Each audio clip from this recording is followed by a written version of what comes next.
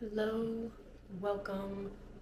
Today, we'll get right into it. We are going to talk about how to deal with being triggered.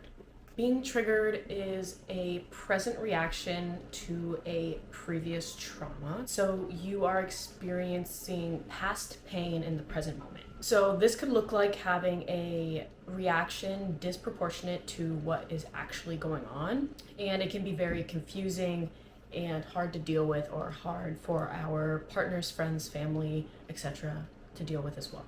So why are we triggered? This is an emotional reaction to things that maybe never got the chance to be properly healed or addressed.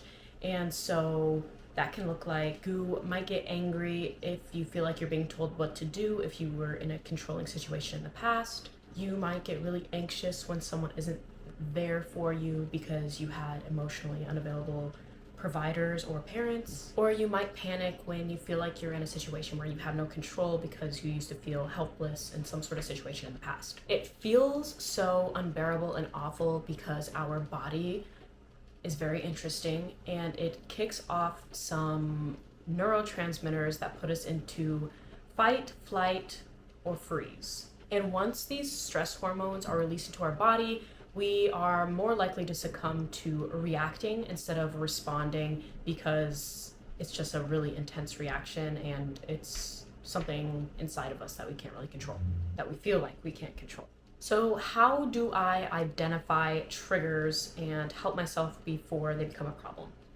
Number one, you want to notice the internal shift. And sometimes if we're feeling really anxious or overwhelmed, it can be really difficult to pinpoint what exactly triggered us to have this emotional response. The biggest key is to go back in that moment and figure out when you went from feeling okay to feeling not okay, and then address that situation and analyze. Sometimes you may not get the chance to do this until after the reaction was already in play, and this may be looking back after the situation.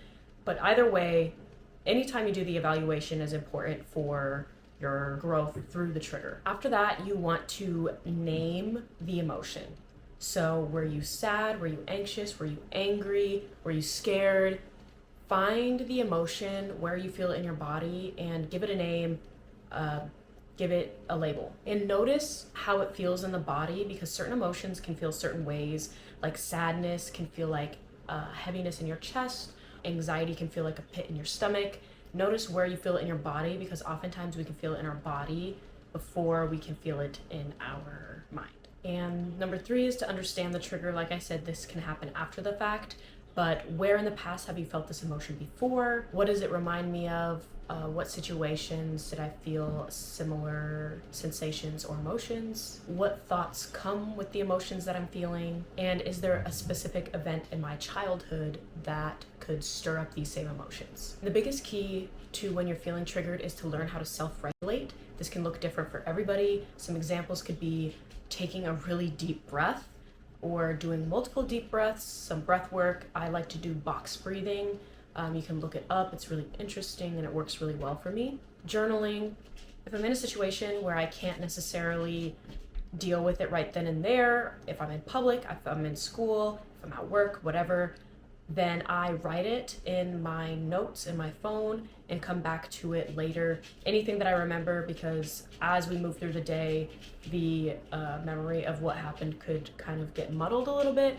So I always make a note in my phone of what the situation was and how I felt, and then I come back to it later if I have to. If I have time to sit and address, I do, but normally I don't. And as the saying goes, you have to feel it to heal it. So what I do is I feel the emotion in my body and I breathe into that spot in my body, and I really focus on exhaling out any stress, any pain, any emotions, and I try to inhale positive thoughts, light, whatever that really works for me. You can find whatever works for you. And oftentimes our triggers can be an opportunity to grieve. Grieving is a sometimes lifelong process, especially in especially hurtful or damaging situations. So give yourself that space to grieve and know that healing is never linear. I deal still with my fair share of triggers and reactions to triggers, and sometimes I feel like I have to take 5 steps back to take 7 steps forward, and that's okay. There's times where I think those things come up when more readily prepared to heal them and deal with them.